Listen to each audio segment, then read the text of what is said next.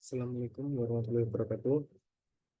Di sini saya akan mempresentasikan terkait laporan hasil observasi dari struktur organisasi perusahaan PT Chandra Group di Prodi Bisnis Komunikasi. Yang pertama dari table of content yang akan kita bahas pada presentasi kali ini adalah profil singkat terkait perusahaan, struktur organisasi, gambaran pola komunikasi, hasil analisa, kesimpulan dan saran, serta nanti ada lampiran dokumentasi dari hasil observasi tersebut. Yang pertama terkait perusahaan PT Chandra Group Indonesia. PT Chandra Group Indonesia yang mulai berdiri sejak tahun 2017 adalah perusahaan yang bergerak di sektor otomotif terbaik dan berkualitas di Indonesia. Perusahaan tersebut terus berinovasi untuk memberikan servis excellent kepada customer. PT Chandra Group Indonesia hadir untuk memenuhi kebutuhan masyarakat Indonesia dalam memaksimalkan performa kendaraan, khususnya di bagian komponen kaki-kaki mobil. PT Chandra Group Indonesia hadir untuk menjadi solusi penanganan pertama pada masalah kaki-kaki mobil dengan fokus pada proses perbaikan yang ramah lingkungan. PT Chandra Group Indonesia memiliki anak perusahaan yang tersebar di Pulau Jawa dan Bali yang saling terintegrasi, sehingga dapat membentuk jaringan yang kuat untuk memenuhi kebutuhan perbaikan kaki-kaki mobil masyarakat Indonesia. Juga menyediakan layanan reservasi online yang dapat diakses melalui mobile app maupun website. Yang pertama untuk struktur organisasi dari PT Chandra Group. Yang paling atas ini ada Dewan Komisaris, kemudian ada Komite Audit, diteruskan yang sejajar dengan fungsi nominasi dan remunerasi. Di bawahnya nanti lanjut ke Dewan Direksi, dari Dewan Direksi turun ke Corporate Secretary, kemudian ada Internal Audit. Nah, dari Dewan Direksi tersebut terbagi menjadi beberapa divisi. Ada People and Legal, kemudian Marketing, Sales and Promotion, ada divisi Operation, kemudian ada divisi IT, Teknologi, kemudian ada divisi Compliance, serta yang terakhir ada Finance, Accounting, and Tax.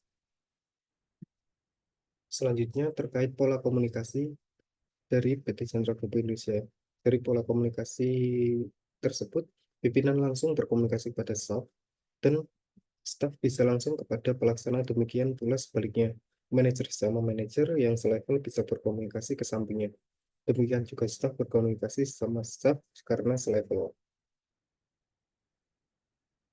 Hasil analisa dari berdasarkan observasi yang dilakukan pada PT Chandra Group Indonesia, beberapa poin penting terkait pola komunikasi dalam perusahaan adalah sebagai berikut. Yang pertama, struktur organisasi. PT Chandra Group Indonesia memiliki struktur organisasi yang cukup sederhana dengan adanya pimpinan, manajer, dan staf yang terbagi dalam beberapa divisi. Struktur ini memungkinkan adanya pola komunikasi yang jelas dan efisien antara berbagai level dalam organisasi. Yang kedua, terkait pola komunikasi. Komunikasi vertikal dan horizontal diterapkan dengan baik di perusahaan ini. Pimpinan dapat berkomunikasi langsung dengan staf, demikian juga sebaliknya, yang menunjukkan adanya saluran komunikasi yang terbuka dan tidak birokratis. Yang kedua, manajer sesama manajer dapat berkomunikasi secara horizontal, demikian juga antar staf yang memfasilitasi kolaborasi dan koordinasi yang lebih baik dalam level yang sama. Kesimpulan dan saran.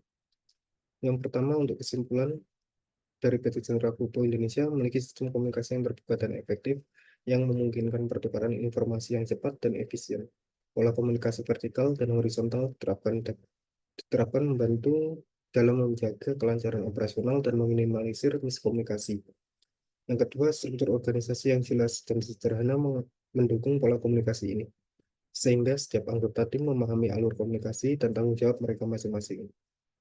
Kemudian untuk saran terkait peningkatan teknologi komunikasi, yang pertama, meskipun pola komunikasi sudah baik, peningkatan penggunaan teknologi komunikasi digital seperti aplikasi kolaborasi dan manajemen proyek bisa lebih ditingkatkan untuk meningkatkan efisiensi dan integrasi antar divisi.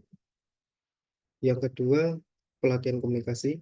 Ini mengadakan pelatihan komunikasi untuk semua level karyawan guna meningkatkan keterampilan komunikasi interpersonal dan profesional. Hal ini dapat membantu dalam mengurangi miskomunikasi dan meningkatkan kolaborasi. Selanjutnya, evaluasi rutin. Melakukan evaluasi rutin terhadap sistem komunikasi yang ada untuk memastikan bahwa saluran komunikasi tetap efektif dan sesuai dengan kebutuhan perusahaan. Evaluasi ini bisa dilakukan melalui survei kepuasan karyawan terkait komunikasi dan pertemuan rutin untuk membahas isu-isu komunikasi yang muncul. Yang terakhir, pengembangan budaya terbuka.